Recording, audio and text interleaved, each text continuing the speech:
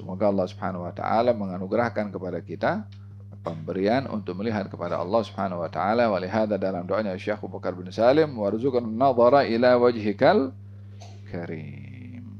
Perbezaannya adalah di dunia. Boleh tidak melihat kepada Allah di dunia?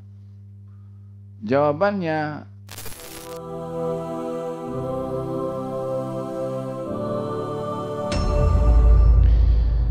laqad ra'a min ayati rabbih al-kubra. Menjadi pembahasan ulama, adakah baginda Rasulullah ketika Isra dan Mi'raj berjumpa dengan Allah dan melihat kepada Allah atau tidak? Kata Siti Aisyah mengatakan bahwasanya Rasulullah tidak melihat kepada Allah Subhanahu wa taala. Kata Sayyidina Abdullah bin Abbas, Rasulullah tengok kepada Allah Subhanahu wa taala. Macam mana boleh tengok kepada Allah Subhanahu wa taala? Mata ni boleh tengok ke? Sebagaimana saya katakan tadi bahwasanya Allah memberikan anugerah kepada baginda Rasulullah mata yang boleh melihat segala-galanya. Dengan anugerahnya Allah Subhanahu wa taala, tanpa kita dapat membayangkan hakikatnya macam mana. Sebab yang tengok beliau sallallahu alaihi wasallam. Boleh ke tengok kepada Allah Subhanahu wa taala? Menjadi pembahasan ulama, satu mengatakan melihat kepada Allah adalah nikmat yang paling besar. Bahkan ia lebih indah daripada nikmatnya syurga. Dan itu hanya akan diberikan pada hari kiamat sahaja kepada penghuni syurga.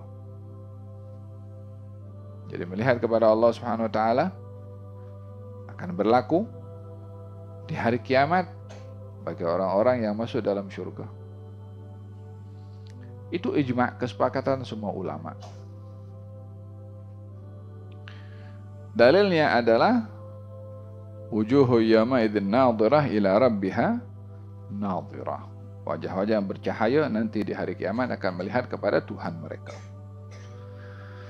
Dalam hadis Nabi Muhammad SAW ketika dikatakan bahwasanya pada malam bulan purnama nampak jelas itu ada bulan.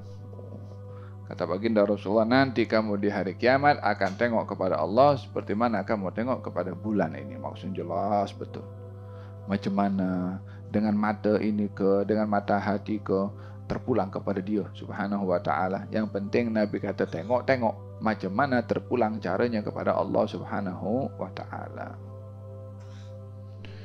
Pendapat untuk melihat kepada Allah di syurga atau di akhirat, itu semua ulama sepakat untuk mengatakan hal yang sedemikian sebagai hadiah teragung yang Allah berikan kepada penghuni syurga.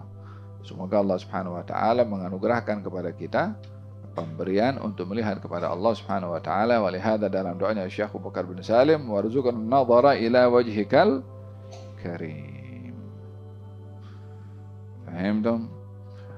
Perbezaannya adalah di dunia. Boleh tidak melihat kepada Allah di dunia? Jawabannya, bagi selain para anbiya tidak boleh. Kecuali dalam mimpi. Boleh ke orang melihat Allah dalam mimpi? Boleh. Tapi bukan bermakna apa yang dilihat dalam mimpi kalau wujud tertentu Allah itu begitu. Tapi apa yang terjadi antara dia dengan Allah melalui mimpinya, boleh catat. Imam Ahmad bin Hanbal pernah bercerita kalau dia mimpi Allah Subhanahu wa taala dan ada macam dialog dengan Allah Subhanahu wa taala. Adapun para anbiya, ulama dalam hal ini ada dua pandangan. Satu berpegang kepada pendapat Siti Aisyah mengatakan tidak mungkin, tidak boleh. Karena melihat kepada Allah hanya dikhaskan nanti di hari kiamat sahaja. Kata Sayyidina Abdullah bin Abbas, boleh untuk Rasulullah SAW sahaja. Bukankah di dalam Al-Quranul Karim dikatakan la tudrikuhul absar wa huwa yudrikul absar. Allah tidak boleh dikesan oleh mata, tetapi Allah boleh mengetahui apa maksud daripada pandangan mata. Dalam Al-Quranul Karim ada diceritakan bahwasanya Nabi Musa pernah mengatakan kepada Allah, arini anzur ilaik. Wahai Allah, biarkan saya tengok kepada engkau, izinkan saya tengok kepada engkau. Maka katanya, innaka lan tarani, wahai Musa, engkau tak akan mungkin tengok pada aku. Walakin unzur ilal jabal, tapi tengok kepada gunung. Fa in istaqarra makanahu fasawfa tarani. Kalau gunung itu kekal berada di situ, engkau boleh tengok aku. Engkau boleh tengok aku. Falamma tajalla, ketika Allah menampakkan gunung itu pecah, fa kharra Musa sa'iqa. Musa jadi pengsan karena dahsyatnya suara pecahan gunung itu. Kata Syekh Muhammad Mutawalli Sya'rawi, katanya Allah ketika menjawab kepada Nabi Musa yang minta kepada Allah, ya Allah biarkan aku, izinkan aku tengok kepada engkau. Allah jawab, innaka lan tarani, kamu tak boleh tengok aku. Kata beliau, Syekh Sya'rawi mengatakan, Allah tidak mengatakan saya tidak boleh dilihat, tapi Allah mengatakan kamu tak boleh lihat saya. Apa bezanya? Kalau dikatakan saya tak boleh dilihat, maka Nabi Musa dan selain Nabi Musa tidak boleh melihat sebab Allah tidak boleh dilihat. Tapi kalau Allah berfirman, innaka lan tarani, kamu tak boleh lihat. Kamu yang lain boleh saja kalau diizinkan oleh Allah Subhanahu wa taala.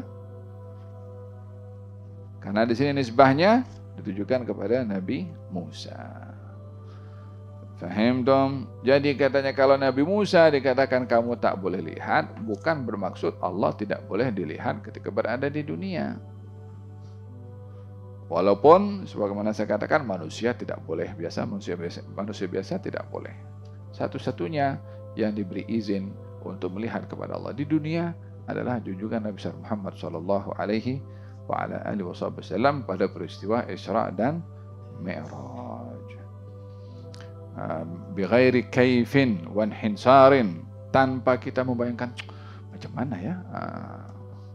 Membayangkannya sudah tidak diperbolehkan. Sebab apa?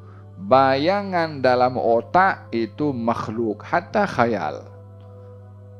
Khayal itu ciptaan akal. Ciptaan akal adalah makhluk. Sementara Allah tidak sama dengan makhluknya. Jadi macam mana? Ya hanya Allah dan Nabi-Nya saja yang tahu macam mana. Kita hanya beriman sahaja. Walau bagaimanapun ada dua pendapat antara Sayyidah Aisyah dengan Sayyidina Abdullah ibnu Abbas. Laqad ra'a min ayati rabbih al-kubra, dan kita akan bahasakan pada pertemuan yang akan datang mengenai ayat yang berikutnya tentang kata-kata daripada orang-orang musyrik dan keyakinan mereka terhadap sembahan-sembahan berhala. Kita akan bahaskan pada pertemuan yang akan datang, insya Allah.